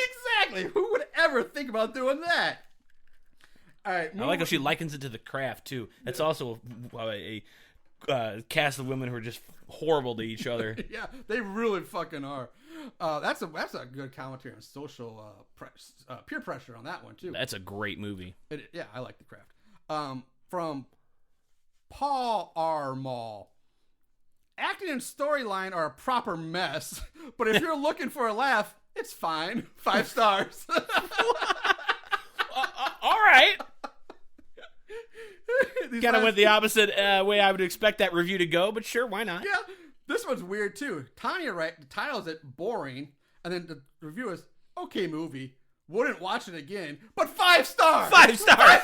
5 stars. There's people I don't understand. They do not seem to grasp the concept of what a 5-star review is. This movie gave me fingernail cancer. 5 stars. Lastly, from Princess Tia. If you're searching for best spooky Halloween movie to watch, search no further than Black Christmas, which premiered in theater on Christmas Day 2019. 5 stars. So much wrong with that. None of it. The only thing she got right is the title of the movie. And Premiered on Christmas in the year. Premiered on Christmas Day. It did not. I don't think we celebrate Christmas on December 13th or Halloween, but whatever. Yeah. All right.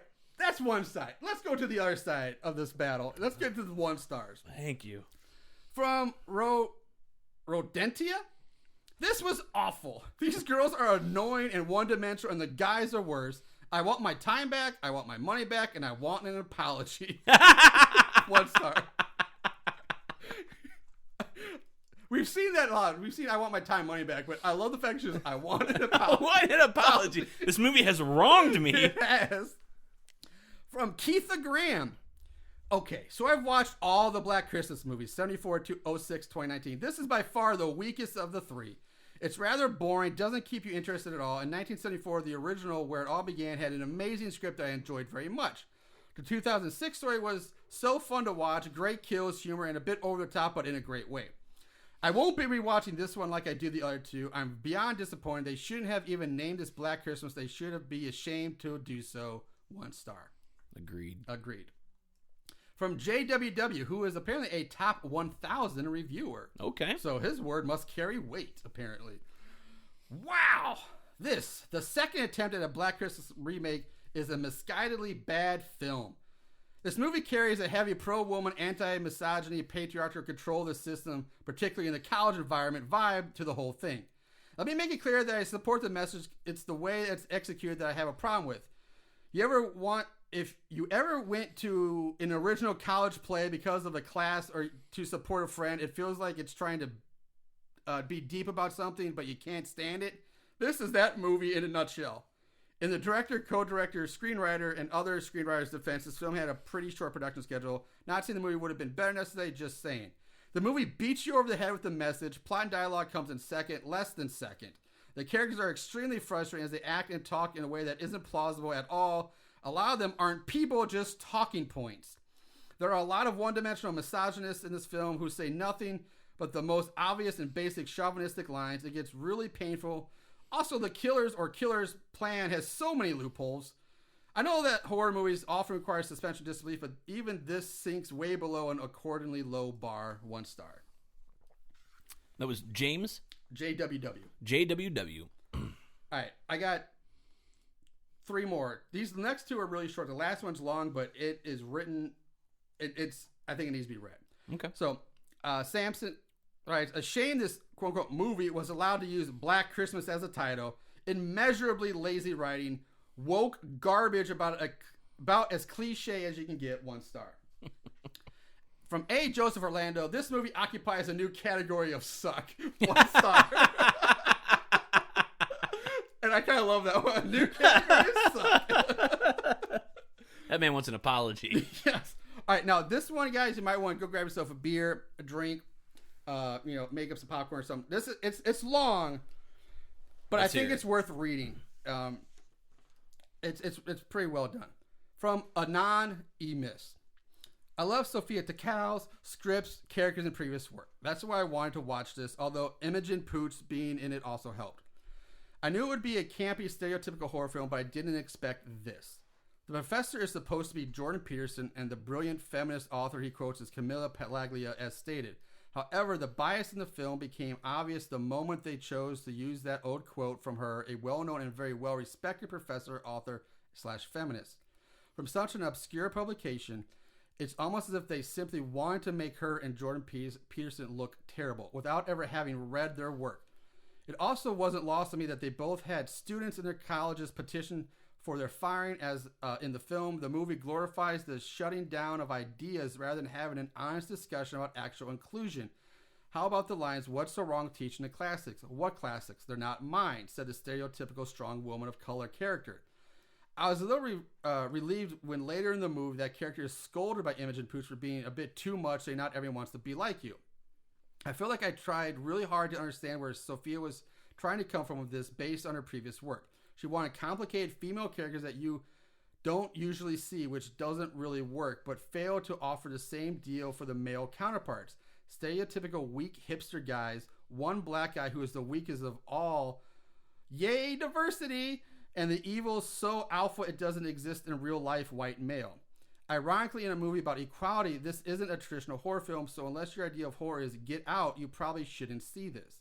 This is going to be a horror film for a hardcore feminist or pseudo one, whose biggest fear is that if you do or say nothing about all this supposed inequality going on, this is the future. It's not different than The Handmaid's Tale, another awful example of storytelling. I'm still not sure the demographic for this movie. Weak men, crazy women. It's simply insulting to minorities or Black America, so it can't possibly be for them. It definitely pushes the agenda that being open-minded is only important if you agree with the neo-liberalism point of view, which we kind of talked about that. Mm-hmm. As an educated female, that's a really hard pill to swallow. There was an obvious goal here, and it wasn't to make a horror movie that would scare you or even entertain you. It's to say, I told you so to anyone who doesn't get on board now. The saddest part of this is how dumb the women are made out to be. Every single one of them, Imogen Pooch is given a murder list. Trust me, this isn't a spoiler. Goes straight to the sorority with it and says nothing of it.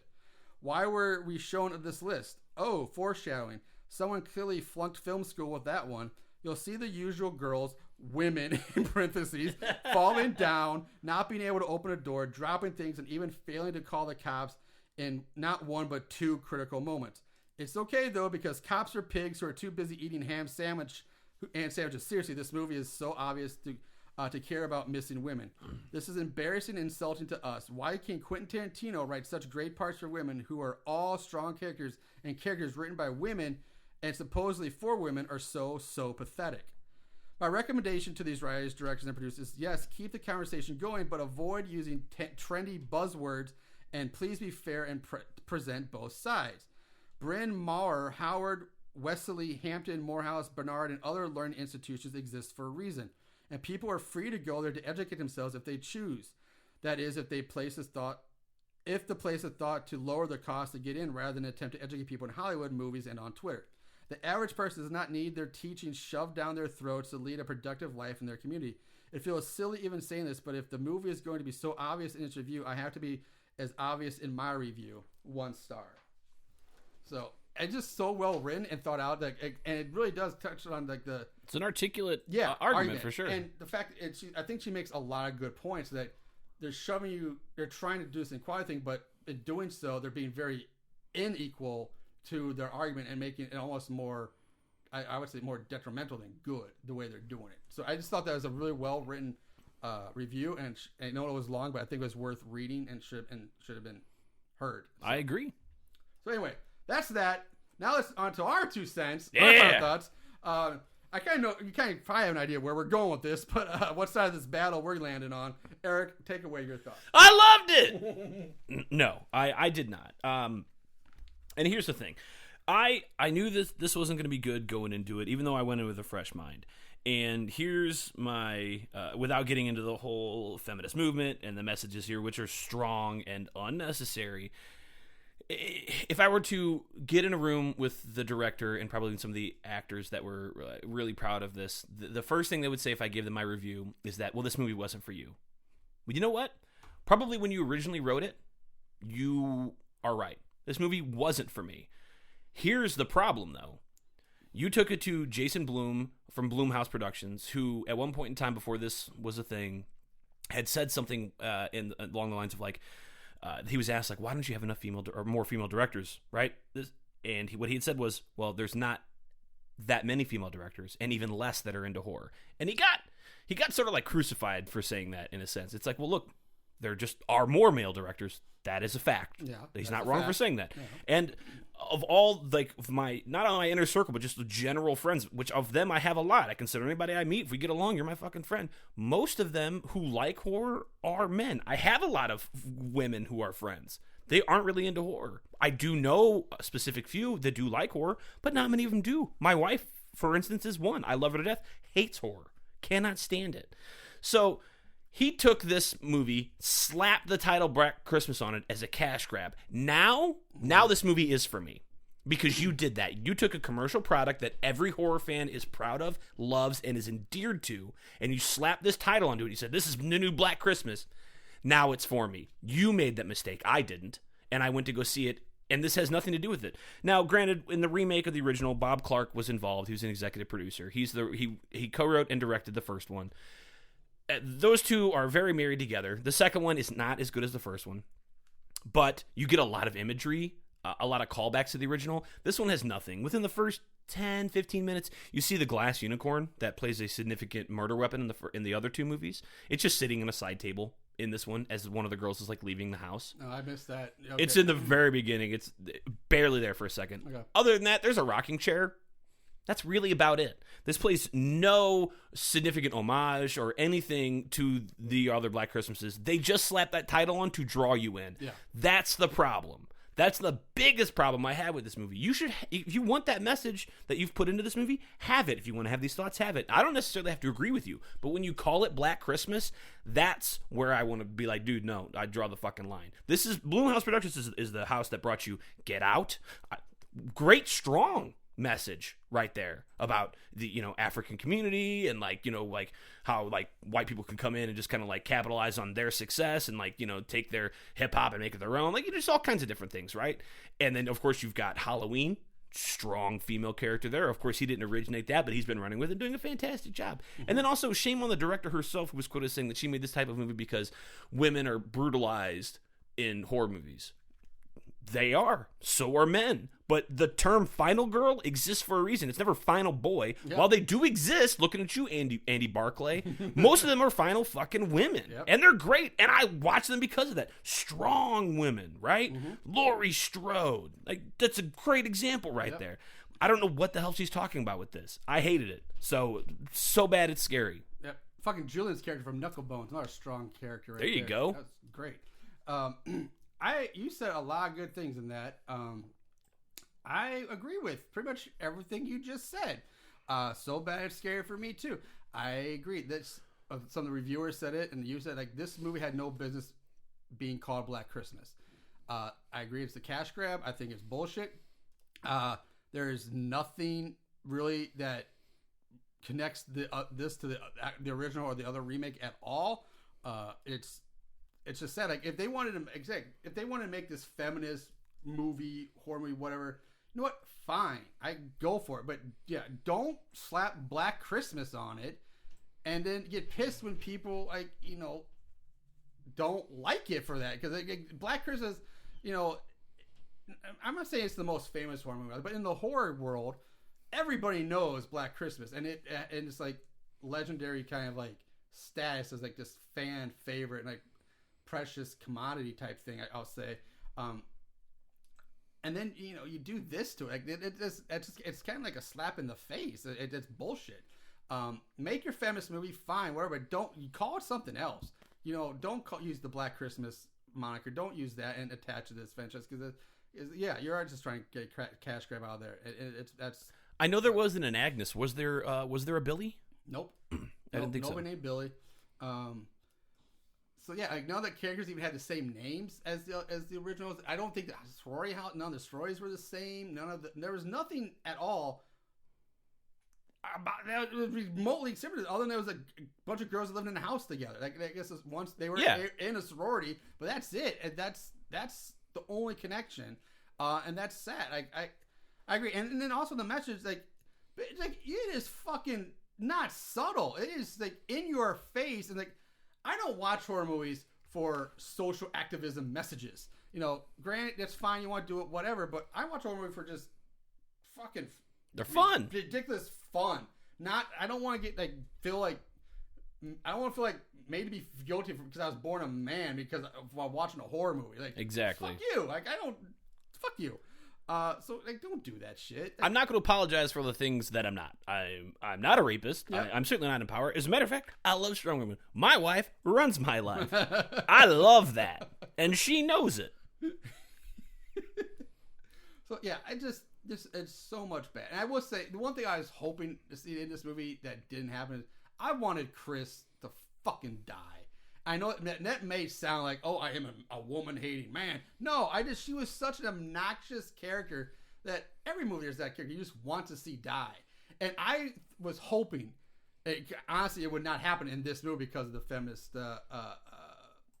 writing background message. But I would, in my mind, the perfect way for that, we'll say woman to die, would be if her killer when he had her like pinned down on the floor, mounted her, grabbed like a big ass fucking cock dildo and just shoved it down her throat and made her suffocate on a fucking dildo. Jesus. That would be my perfect way for her to go. And that just would be poetic for me.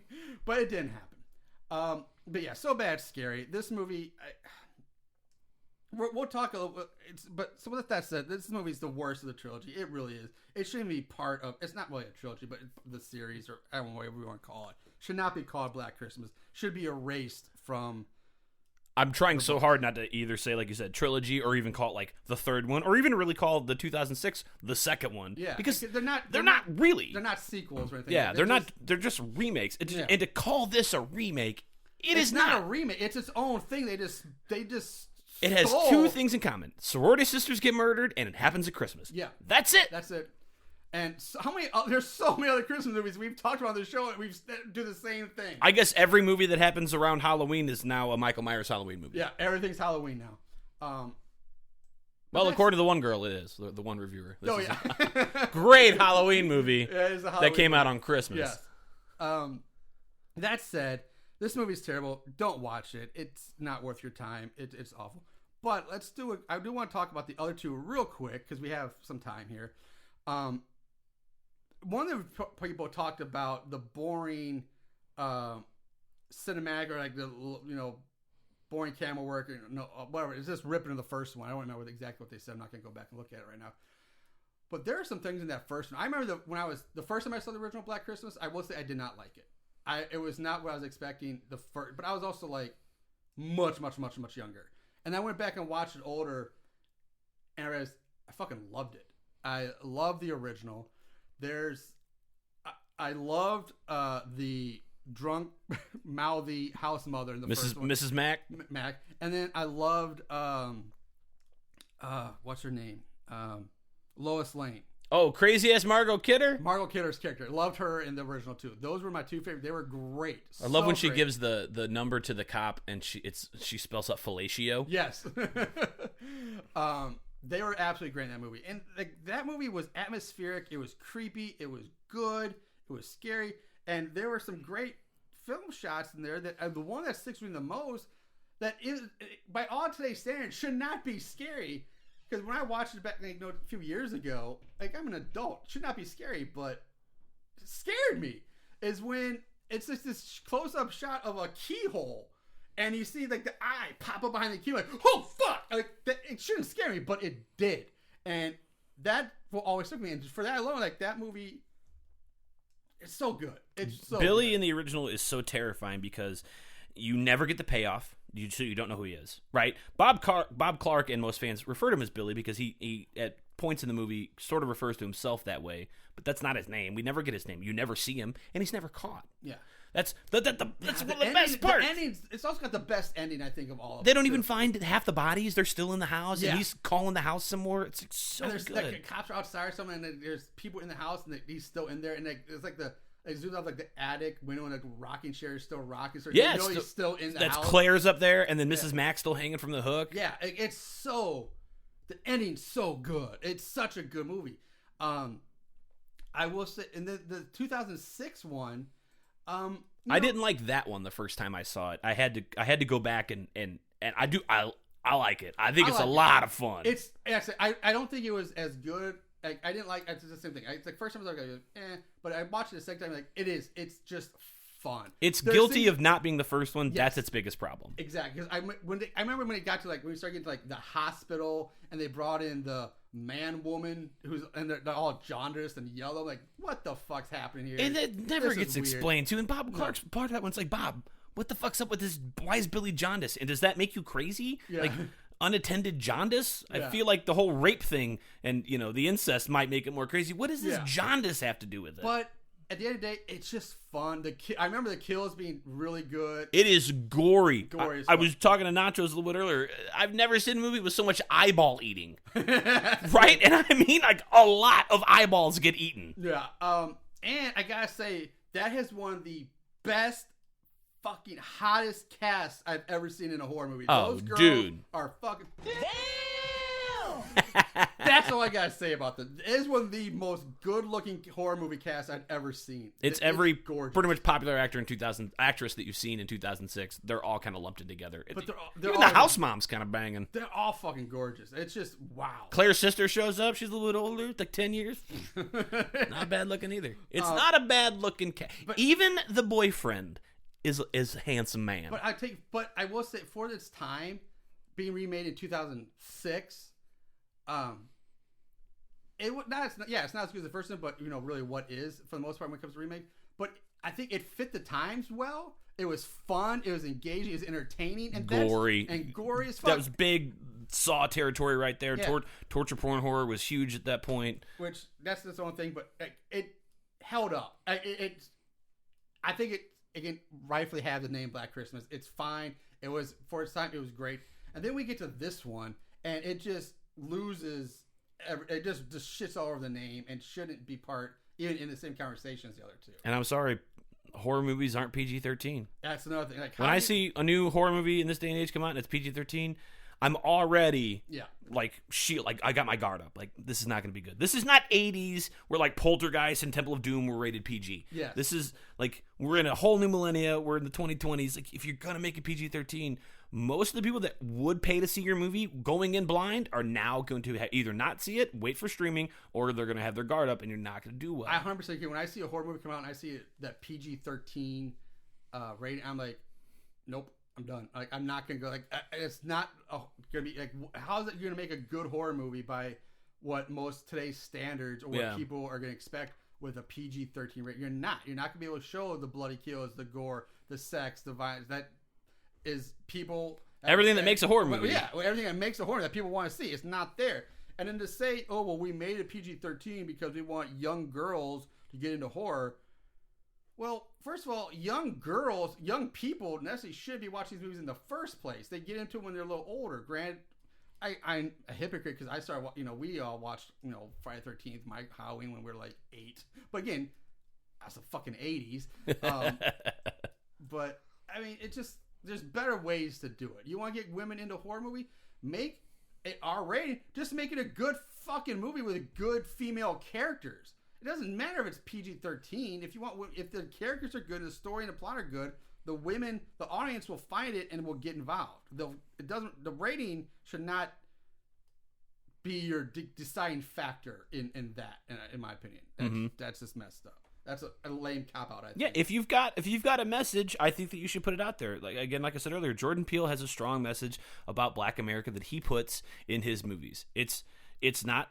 Like, in any way subtle, it's there, but it's still like it's open enough for me to be like go in and like I don't feel uncomfortable or targeted or in any sense. Like, I don't leave feeling guilty. It's just like, hey, you have a message, great, good message. I agree with you, fantastic, and on top of it, great fucking movie. Yeah, love it. I mean, and here's like another kind of an opposite example of that. We're leaving the horror genre here for a second, and I mean, look at what Fox did when it came to Logan and Deadpool properties. They had, at that time, almost all the superhero movies were PG-13 because they were marketed to kids. But when you have the properties of Wolverine and Deadpool, and you know those characters and what the stories are going to be, like, if they made that PG-13 just to get that audience or get that, they would not have been successful as they were. It's not doing the property justice. They knew, like, let's make this R. Let's stick to what it should be. And the movies were fantastic. Logan, great fucking movie. The Deadpool series, a lot of fun and great because they went ballsy and said, we got to make this R to do it right. And that's what they should have done with this. Make it R, and maybe some of the flaws would be overlooked a bit. Or, like, maybe we could forget some of the writing and the bash you over the head message if they could have hidden it within some more gore and violence. And I'm not, sounds weird to advocate violence, but fictitious violence in a horror movie. That's what we go to see. That's what makes the horror movies fun, is the violence. Yeah. So I mean, if that makes sense, I don't know, but it's just weird. I don't know. You have anything else you want to talk about as far as like maybe the original two or this movie or otherwise we'll start wrapping up. No, I think we pretty much got this show canceled. Yeah, the feminists are going to come down on us. Check out Here Comes the Spooky, where we are way more open and accepting. Okay. We're not. We're turds. Yeah. Next, wait till I guess on that show, and I'll bring it way back down. You get me canceled, I'm going right back to you. Yeah, check out Here Comes the Spooky. Cincinnati Jeff and Nachos do a great job. Nachos, shout out to you. Shout out to Aaron. Also, the listeners, we did try to get Sarah Samples on here, but get a feminist review, but she is unfortunately unable to make tonight because we really hoping to get. I would have loved a woman's view on this. We really wanted to get a woman's perspective on this, but she just could not squeeze it in her schedule. So maybe in the future we'll get a little callback to this, and we'll get her feelings. But maybe we'll see what happens. But that's it, guys. We just kicked off Christmas time, so get everybody in the Christmas spirit. There we go. Hope you guys have happy holidays. We'll be back with more Christmas horror movies coming up shortly. So in the meantime, guys, you know what to do. Watch more horror movies. Remember to always keep it tight.